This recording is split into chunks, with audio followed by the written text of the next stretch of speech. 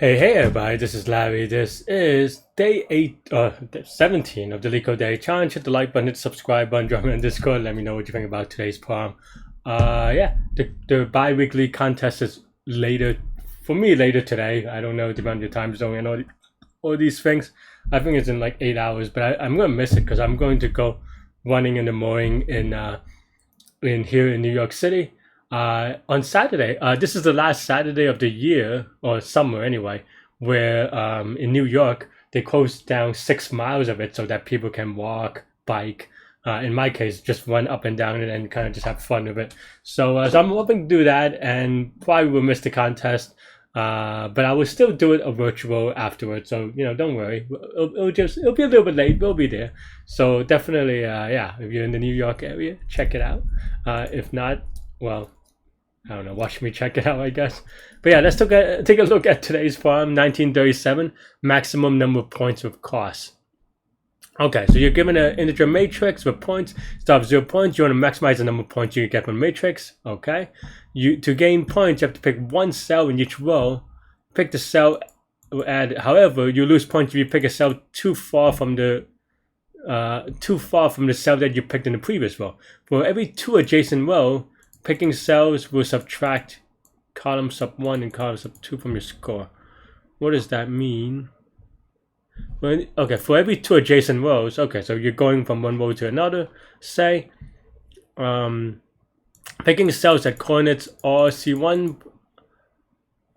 Okay, so basically just the delta of I like how they don't really define much, but for like a lot of times you'll see me on this video complaining about them not defining enough, and then they define absolute value here, which is kind of nice. But yeah, okay, so then you subtract that from your score. So in this case, this is 3 plus 5, but minus 1 for going to the left one, and then minus another 1 from going to left one again, right? Okay. I'm not gonna lie, stuff like this is always a little bit awkward for me, just because I don't know, like the number of cells, but this is also n. Or I mean, I think that's fine. Okay, so the first thing that the first idea that I would have is dynamic programming, right? And the idea here is just some sort of a for each row, choose a cell and then brute force every other column on the next row, and then do the math that way, and then kind of just max over all that. So that would be my first thing, right? But of course that's going to be R times C, which is, and I don't like this M and N notation. I just use R and C. Like they use R here anyway. But yeah, but of course that's going to be too slow because I don't know, I'm sure you can choose R times C. Such like if you choose C to be pretty big, then it's going to be roughly n squared, right? So okay, so I have to do a little bit better. We have to do a little bit smarter.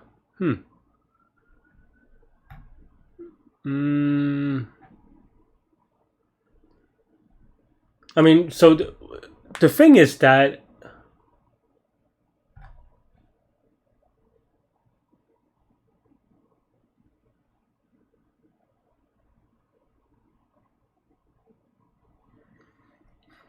you have to look at each cell at least once, right? Just because that's the way it is. So I'm just thinking through some ideas. Honestly, I don't know. This is only a medium, but I don't have an immediate idea. My second one would be still like something like a BFS, breadth first search, but still not really like. My idea would be the same or very similar to dynamic programming, so that's not very helpful yet. Right?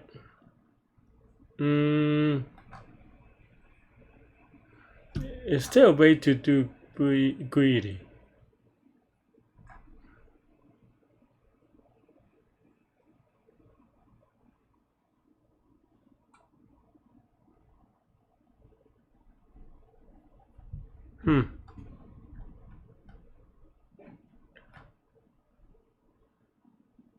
I mean, I wouldn't expect there's a way to do greedy, but and for these things, the order matters a little bit, right? Because you can, just for example, if you swap, then you get more cost for negative.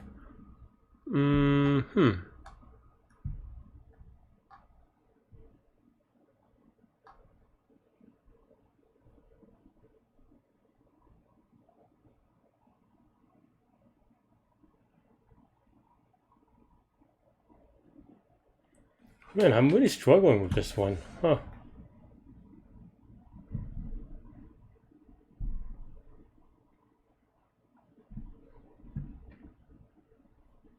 I mean, I think the idea of going down, I mean, you can also go from bottoms up, it doesn't really matter. I think in this problem is symmetric. It seems like there's a natural thing. Going left and right to left doesn't really change anything. It's just row by row, right? So then now for every cell, you're trying to maximize this function of all the previous scores minus the delta I. And how do you overlap the i's? Okay. I mean, I think one thing that I've been trying to do in my head anyway is to do everything too much at the same time. I think maybe we can combine it as two functions, and maybe that makes it a little bit easier. But that seems, I mean, I sometimes, and I gotta stop doing this in general, but sometimes I think like, oh man, what I'm thinking of is really complicated, especially for medium, but maybe it's not. Maybe I just kind of need to think about that and just solve the problem. But anyway, my idea then now,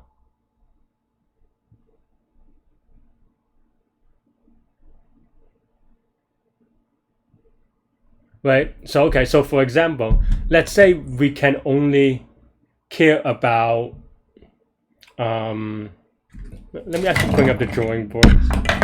Hang on.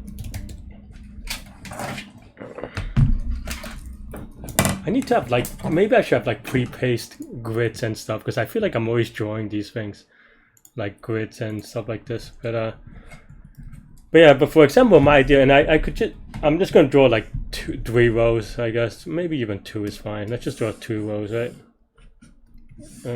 Terrible 2 rows. That's why maybe I need some prefab things.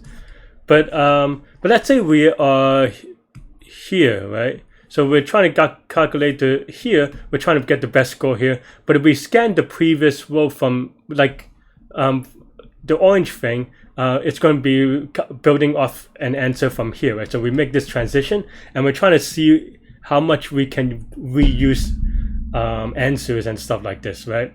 And here, X is just to mark the spot, but maybe I need a variable as well. So let's say maybe this is, I don't know, B sub 0, right?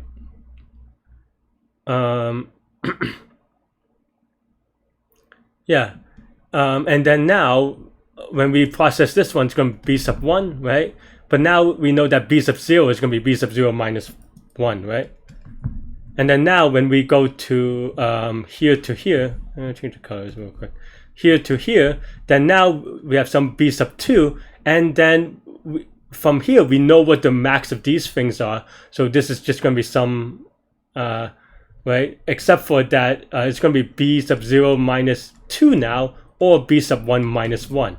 But we don't have to do a subtract one on all of them, like we said, because we already know the max of these. And so basically, from here, we just combine it to say, I'm lazy on the notation, but max are from 0 to 1, right? And then we just subtract that from 1. So then I think from that way, we can build up all the best answers on the left. And then, and then by symmetry, you can just separate, you could do it again, right? Just do a second pass to get all the best answers from the right, and that'll give you the answer for this node, and then you just go on to the next one, right? And in doing so, then now you have O of 1 for each cell, which is good enough. But I feel like, I don't know, I mean, that's fine. I think, and I gotta stop second guessing myself a little bit, or not second guessing, that's not even quite the right word, is that I gotta stop whatchamacallit, like meta guessing it, you know? Like I'm like, oh, but this technique is a hard technique, so maybe that shouldn't be a solution. Like maybe it is, maybe it isn't, but maybe I gotta stop thinking about it. Anyway, in any case, yeah, so let's do it that way. I think one thing that you can know, and I'm not gonna do this for this video, maybe a little bit, it's a little bit later in the day, so I'm probably not gonna do it. But you can also, as you can see, from my drawing, everything is every item is just depending on the previous row, right? So that means that you could use the space optimization technique immediately, right? So like you notice these things and then you're like, okay, well, we don't need to do the entire matrix. But that said, I am going to do it. So yeah. But I'm just saying that you can if you want. Okay, let's just say negative infinity, right? I have a random question, by the way. I've been seeing a lot of people in general, both on my Discord and also just like on contests. I see a lot of people defining their infinity as 10 to the 20. I think I'm probably not the only one that's, you know, it's just a random. For me, I started this, quote unquote, started it by using a random number, because random big enough number, because this is bigger than a 64-bit int. And it's a round number, so that's how I use it. But I've seen it used in the wild, and I'm just always curious, like whether people, you know, were inspired by me, or they just kind of randomly picked the same random number. I don't know. Let me know in the comments. In any case, yeah. So okay, so we have this times c for right? I don't know why I wrote it this way. I think I was just a little confused. But yeah, and then now for the first row, right? So for the first row, dp sub 0 of I is just equal to point sub I, right? Because that's, oh, oops, 0 sub I, whoops, right? Hopefully straightforward. This is just the base case.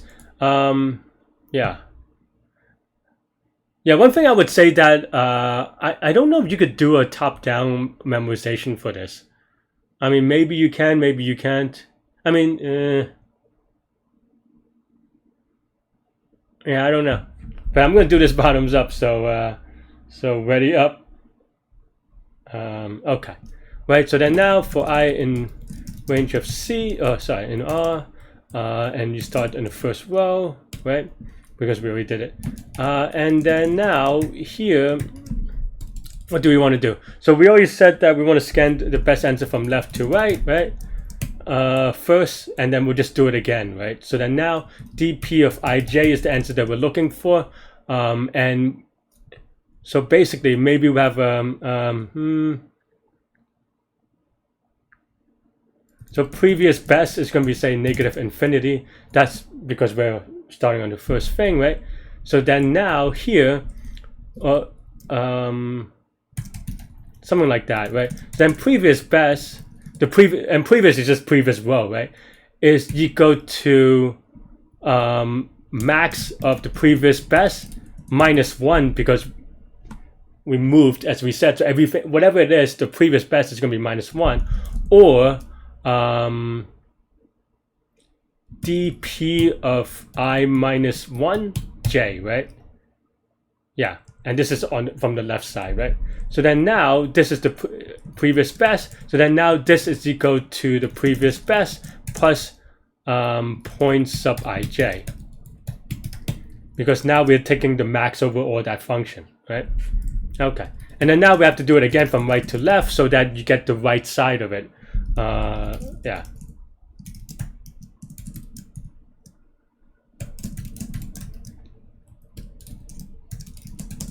Same idea, right? Yeah, I just want to make sure that I'm minus 1 dp I minus 1 j. Actually, pretty much the same code, really. Just that we have to do them in both directions. This part's a little bit wrong though, because we have to take the max, right? Because we already have the left side. Now we have to do the right side. So then, yeah, and that's pretty much it, really. And then now we just have to max over the last row. So we just max of the last row, and, oops, and that should be good. you know, it's what I want to say. Whether it is, who knows? Okay, looks good. Yeah, let's give it a submit. Oh, apparently I did this a while ago, 3 years ago. I don't remember this problem at all, but 1600-day streak is pretty nice. Yeah. Did I just click on it? Okay, yeah. That's pretty much it, though. The idea, I think that's the thing with dynamic programming, right? Is that you look at this code and it looks simple, maybe, I don't know if it is, but it looks simple enough, and you're like, oh, but it's so hard to understand if you don't already know what's going on, right? So I think the visualization is definitely helpful. I hope that this makes, I think the tricky part here is just this previous best minus one of the previous row, right? Because it's just that all the best will shift by one if you process in the right way, and you have to process the left to right, and then the right side by going to right to left in the same symmetric way. Yeah, it's going to be all times C space and all times C time. All times C time is linear time, by the way, because that's the size of the input and cannot be avoided because you have to look at each cell once. But we can reduce the space to just O of C. We can just change this to 2, and then here, I guess this part is fine, but then everything else you can, I mean, in a lazy row, you can just do this. You can actually, there are other ways that's a little bit cleaner, but if you want to do this to kind of reduce the space, it's fine too. The thing is though, of course, now you cannot do -1 because that doesn't make any sense anymore. So it should be all -1 mod 2, right? Hopefully that's right. Yeah. Sometimes the only thing that happens if you do something like this is that you have to clear out the previous thing depending on how you write it. For example, if you had for some reason a max here, you have to clear out the previous thing to set something.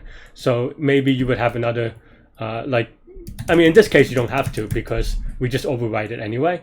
But sometimes in theory you have to reset that thing to like 0 or -infinity or something like this.